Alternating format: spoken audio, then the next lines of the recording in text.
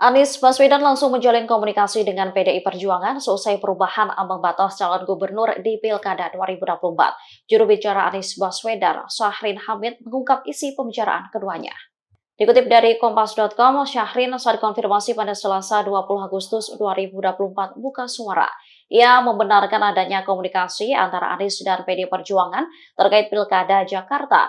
Fokus pembicaraan keduanya soal kerjasama untuk memenangkan Pilkada Jakarta. Soal pembahasan Anies menjadi kader PDIP, Syahrin akan dibicarakan selanjutnya.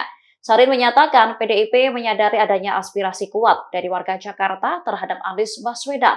Ia lantas mengapresiasi PDIP yang mengedepankan preferensi warga dalam menentukan calon pemimpin daerah. Diketahui komunikasi antara Anies dan PDIP muncul setelah putusan Mahkamah Konstitusi yang mengubah ambang batas pencalonan kepala daerah. MK memutuskan bahwa ambang batas pencalonan kepala daerah kini disamakan dengan ambang batas pencalonan kepala daerah jalur independen.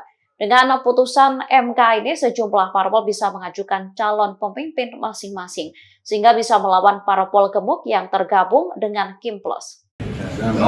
Dengan Pak Anies, ya teman-teman banyak berkomunikasi, Pak Anies bahkan yang menginisiasi komunikasi, juga dengan yang lain. Kan kalian jangan berpikir bahwa pilihannya di Jakarta hanya ada Anies dan yang lain kan? Kalau Pak Ganjar gimana? Kenapa? Pak Ganjar. Kenapa gak mungkin saya atau Anies?